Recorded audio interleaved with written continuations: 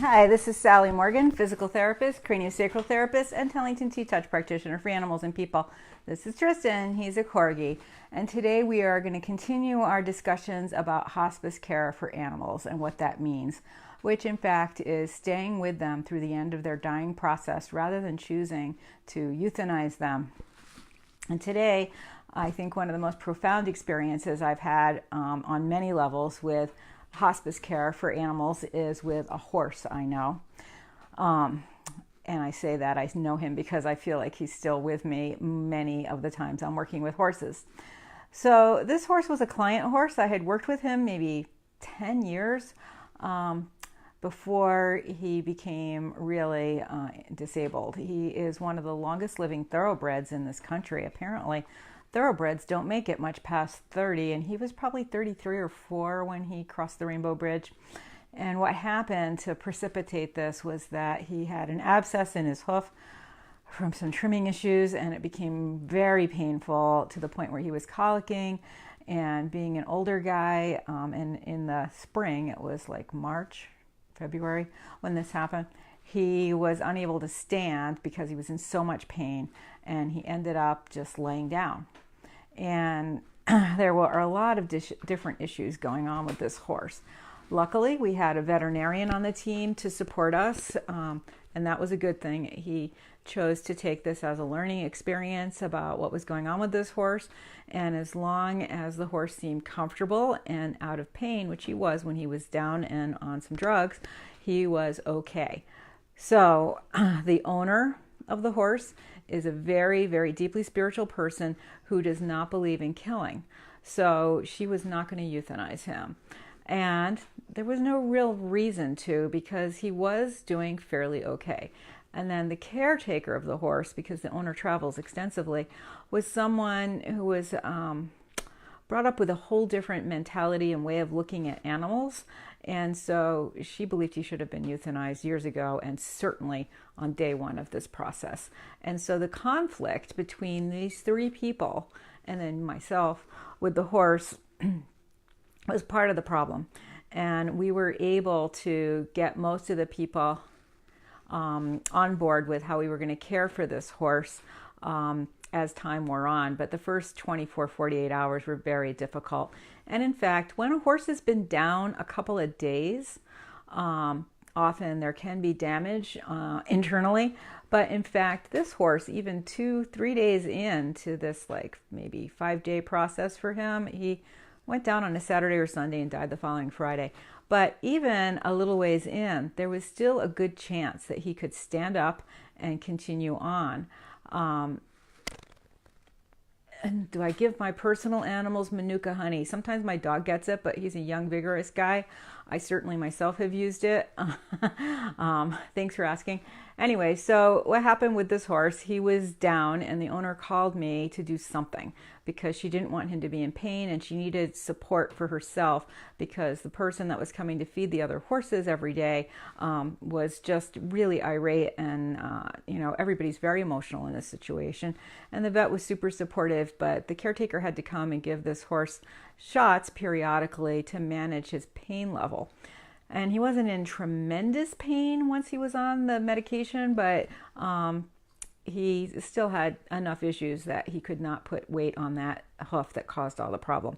Now, this horse was an off-the-track racehorse. He had been raced in the most run-down, horrible of settings against horses that were not well bred, not well cared for, also living really terrible lives back in the day when a lot of the tracks that are sort of second, third, fourth rate tracks were still operating during the fair season and things. And the owner of the horse, his caretaker, someone had actually found the horse and begged her to take him because they wanted to rescue him because he was so sad looking. And so this picture I have here, which is in my book, Dances of the Heart, Connecting with Animals, is a picture of the day he came to her little farm. And here he is with his beloved buddy, this little Palomino Morab that he grew to love, like obsessively. And it was a very strange situation because he was really mean to that little Morab, and the Morab just seemed to deal with it and be in his own kind of quiet Zen world. But the thoroughbred just really had a lot of issues with other horses. He could not even be led down the driveway away from this little Palomino. And earlier on, the Palomino had died previously. Boy, we were so worried about what would happen to the thoroughbred with his stress level.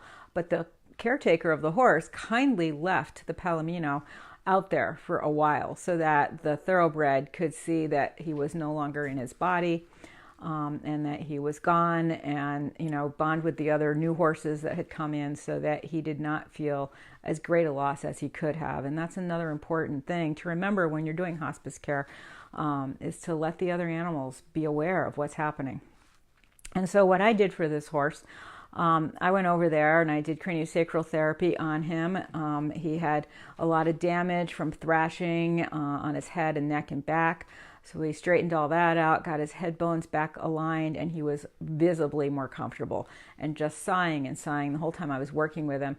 And so that was a huge comfort to the caretaker because she could see that he was much more comfortable and that he was quiet and comfortable laying down, and as long as he's happy and fine, she felt okay.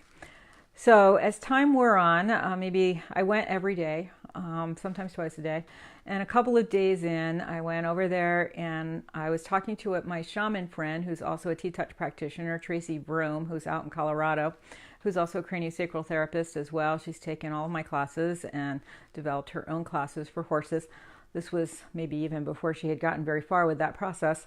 And I was working with his chakras, and we had noticed that his lower chakras had become still on about the third day. So he was visibly choosing to leave his body at that point, because as your root and base chakras and your solar plexus start to shut down, you're starting to leave your body. Those are some of the chakras that are associated with just like your physical function in this world. And as those shut down, you're leaving your body. You're not going to be here. So I worked my way up his body with the pendulum, and he had a lot of vitality in his third eye, which of course the third eye and the crown chakra are our connection to the divine and to the universe beyond us. And she said, don't put him down. He has a long story to tell and he wants to talk to me about it. And I will get back to you with what his message is. But he really feels he has a purpose, and this process is drawing a lot of attention to him. And he feels that people will listen to him at this point. And boy, was he right. Like people say, I've seen this with humans in the nursing home where I worked. There was a guy, a Cherokee guy, who said to me many times, why am I still here? I can't talk, I can't hear, I can't see very well. I mean, he actually could speak well, but because of his deafness, he couldn't really tell if he was speaking clearly. I could totally understand him. And I said to him many times, the guy was in his 90s, you have something still to do on the earth. You were chosen to be here for an amount of time, and you have work to do. And lo and behold, another Cherokee guy died at like 108 years old.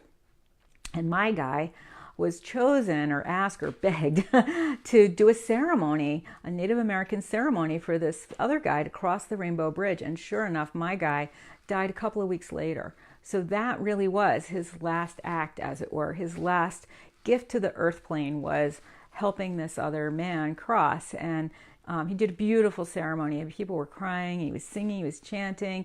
He had not been able to stand for more than a couple of minutes, and he stood for the entire time of the ceremony, which was like 15 minutes. The whole room was filled with spirit in that process. So the horse had a similar thing. He was not ready to go. He had unfinished business on this earth. And so gradually, I was still doing craniosacral therapy on him every day. I was telling his owners about areas to do T-Touch with him and showing them what to do. And his caretaker in particular was very diligent about doing T-Touch and talking to him and singing to him. And she put candles, LED ones, and pictures of his beloved little Palomino buddy out in the barn with him, so he did not feel alone. And we had the other horses maybe 10 feet away, but in fences, so they couldn't come over and disturb him. And it was winter, so she had blankets on him and things to keep him from shock. And, I was having her work his ears a lot with T-Touch. And he was really fine. So the story came out that The pain and suffering he had seen at the racetrack, not so much with himself, but with the other horses, was appalling. And he knew that there were nice humans in the world, and he wanted them to hear his story so that we could stop what was happening in racetracks. And truly, when he passed maybe 5 years ago, at that point, a lot of this abuse had already been stopped. But there are a few tracks still around that are, and not even like the first-rate tracks are completely pain-free environments for horses, that's for sure. But what he had seen was particularly brutal. And he relayed all these images to my friend Tracy, and she wrote a blog and posted it on her website about the stories that he had told her about the racetrack and his passing and the wisdom he was sharing with us. And lots of people in her circle were doing shamanic work with the horse to help him pass more peacefully. The vet was coming nearly daily, every other day, to make sure that the pain medications were working well enough, and that he had some tranquilizers to keep him calm so he didn't hurt himself thrashing to get up. And we had realized at that point that he wasn't going to get up. His person was providing him with water. We had a syringe to make sure he was hydrated. And he was able to eat some mushy treats. So, he was pretty comfortable. And by the time I was done with him, it was a Friday. And one of the problems we had was where to bury him, because his person wanted him on the farm. Now, the caretaker, who is a farm gal after all, said, oh, the manure pile never freezes. That's one reason we have it. We can put him on my property under the manure pile. Of course, you got to transport a dead horse down the road, which is never a pretty sight. Boy, you really, when you have an animal as big as a horse to manage when they're dead, it is not a pretty thing. You have to be really spiritual to get yourself through it. So she didn't want any part of that, and the ground was so frozen because we'd had a really bad winter. She really wanted him buried next to his friend on her property, and who wouldn't? He loved that other horse, and he had passed like 2 years before. It just made sense. And I said they couldn't find anybody with a backhoe who could dig, and of course they're calling the local farm people because they knew this caretaker lady. And I said, let's call a human funeral home, because people die all the time, and you don't sit on a body for 6 months. You find a way to get the person in the ground. So she called a local place, and the guy's father had recently passed, like within 2-3 days. He was so touched by her story and her need to have this horse by the other horse that he said, I will come out and dig the hole on Friday. That's my first break in my schedule, and I will take care of that for you. And then she called me, and I said, you know what, if he's out there for a couple days, it doesn't matter. My experience has been when animals die peacefully, there's not much smell or decay or rigor mortis. They just seem not in their body, but it's not what we often imagine it to be. So anyway, he came out on a Friday, and she had to go to Boston for the day, and she really wanted to be with him when this crossing happened. And she raced home, and I was there in the morning with him for like 3 hours. My friend Tracy was on the phone with me doing shamanic chanting for him, and his chakras were closing down, all except his crown chakra, just a tiny little motion in the pendulum. And then I think I hung up with Tracy at this point, and then we wanted to call in the ancestral herd, or actually she was still on the phone because she was calling in horses she knew too. And we were calling in horses we knew that had passed across the Rainbow Bridge and telling him stories about them so that he would know who they were when he got there. And every single time we switched to a new horse, he would lift his head a little, his ears would twitch, he would snort a little, smell his nostrils. And when we got to my chestnut mare, who was a very pretty horse, he was like he was seeing a new girlfriend. And he really was connecting with us. There was no doubt that he was seeing these horses as we evoked them for him. It was a really profound experience. And I know I've seen this happen with humans that I've been with when they've passed. You can really connect with the other side. I've had a near-death experience myself, and so I know that this is valid. So this horse greeted 25 or 30 horses that we could think of and that were coming to him, and the last one we called was his little buddy, his Palomino. And we got a very strong sense that he was apologizing for his grumpy behavior. And this horse had rarely been ridden since he had been rescued. And one of the things he expressed was his tremendous, tremendous gratitude for this person to allow him to just be. He didn't have to do anything. He didn't have to do anything except eat and stand around. And in some people's minds, he was a pain in the neck because he was kind of sickly until I met him. He had tremendous diarrhea problems and intestinal problems. We got him on some Chinese herbs for a couple of years. Usually a month to clear stuff like that up. But he was so out of balance in his liver. And we had an acupuncturist come maybe 4 times in a row, close together, and I was working on him at the same time. We cleared up that problem, and he was a different horse. But remember, the liver is associated with anger. So up until that liver qi was fine, and the Chinese herbs and the acupuncture had calmed that all down, he was living in this state of anger. And that's partially why he was so mean to his little friend, because everything provoked him. You know, when you're just at your wit's end at the end of the worst day at work at 5 o'clock, you are not a fun person. Well, that's how this horse was every day until we corrected this problem for him. So the last maybe 5 years of his life, he was more balanced. He was kinder to the other horse. He was nicer to be around. And, you know, he had a connection with a few people.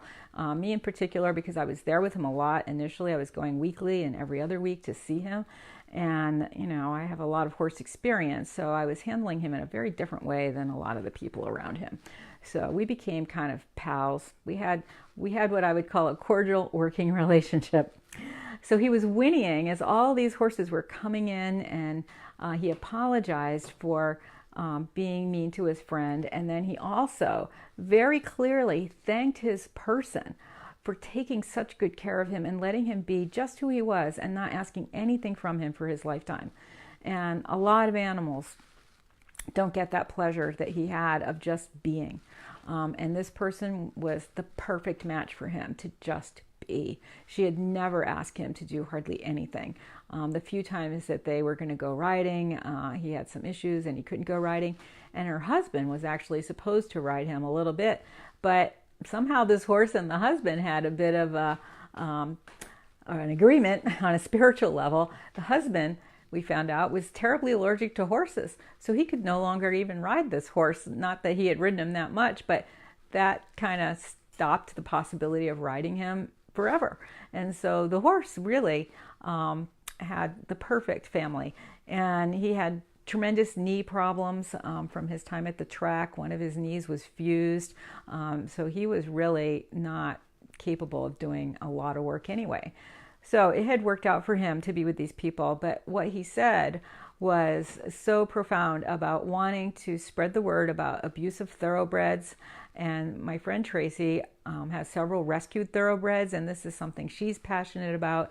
And he really connected with her, and we got the sense that, you know, my presence in his life made a lot of sense in a lot of ways, and then her presence, what better person to talk to a thoroughbred about the horrors at the track than somebody like Tracy, who's been working with racehorses for 10, 20 years at that point. So her blog, I think I wrote a blog. We got the word out about what was going on in the racetrack world that people didn't know about. A lot of these horses were still 20, 15, 25 years old, available for rescue. And we really raised awareness about his situation and other horses like him. And so finally, when he greeted his friend across the Rainbow Bridge, he lifted his head, and he was blind at this point from thrashing, and he couldn't open his eyes, but he opened his eyes, and it was like he saw the light, and he took a deep breath, and he just laid down peacefully. And I said to him, "Your person won't be back for an hour. Please rest comfortably until she's here to be with you." And I had to leave. My friend Tracy hung up, and they were still out digging. I could hear the backhoe with this guy from the funeral home. And lo and behold, I left maybe 5, 10, 15 minutes later. The person returned from Boston, ran out and sat with him and put her hands on his hoof and a hand on his head. And he just took a breath and died.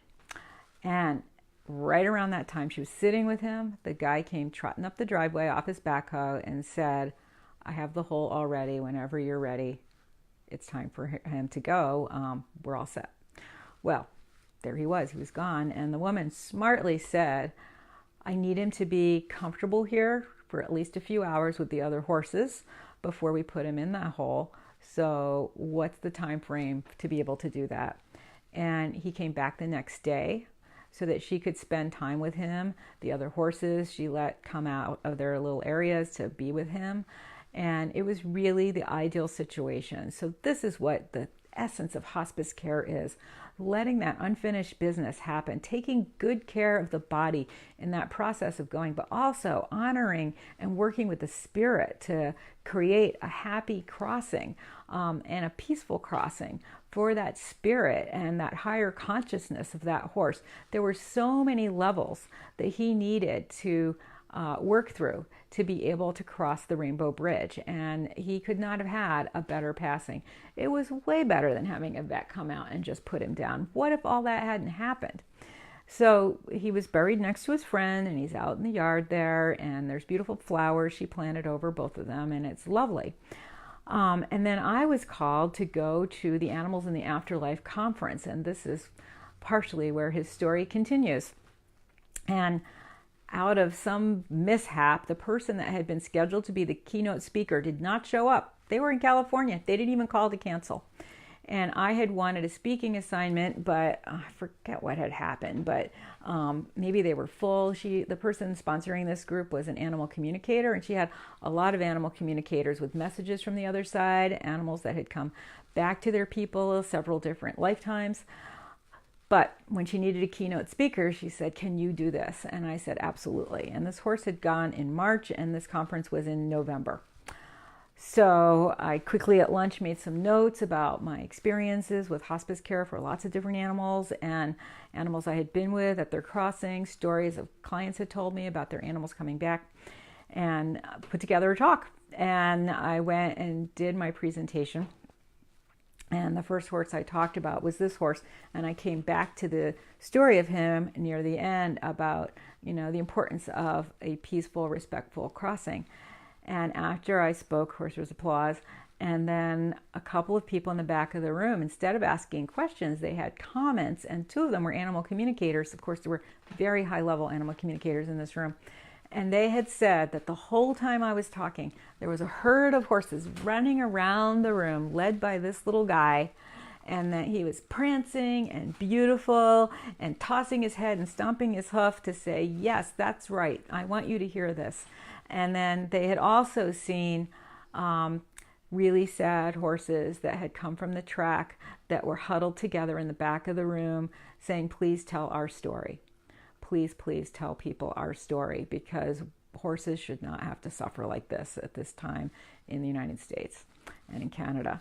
And so it was really a profound moment for everyone, and this horse's story continues to live on. There was no question I was going to put his story in my book, because it really is an important lesson for us about animals and their wisdom and their inner lives, and then also about a crossing. Yeah, Carol, wow.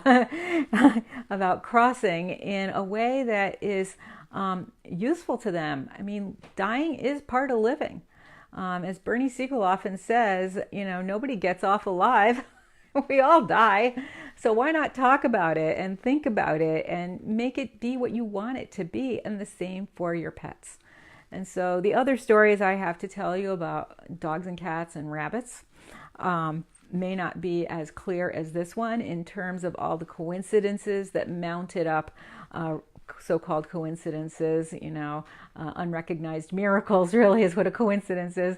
The miracles surrounding this horse and his crossing. And he was not in pain. And we did have the support of a good veterinarian doing acupuncture, keeping him medicated, and with me coming every day and supporting him, and a person who felt in her deepest heart that the best thing to do for this horse was to let him cross on his own.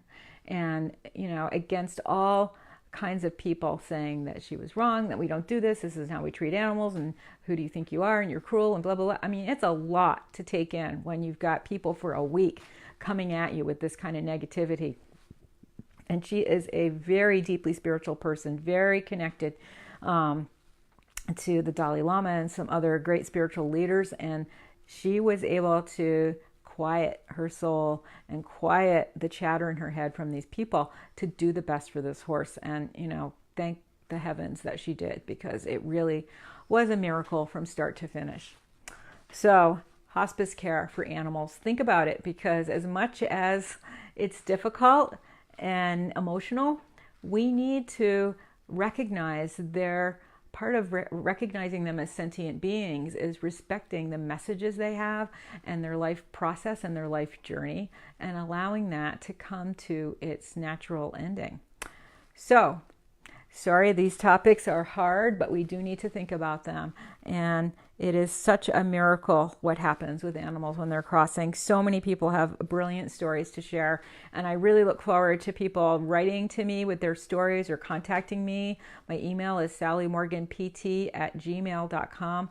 Please, please, please send me your stories. I'm going to put them all into a book that I hope to be out next year for National Pet Remembrance Day, which is in September, around then, so that we can remember the stories and the wisdom of the animals in our lives.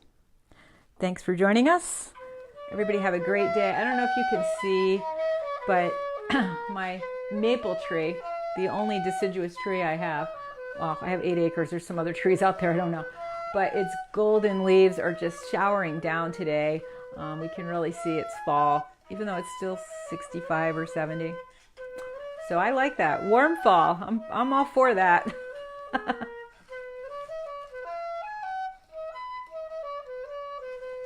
What do you think, Tris?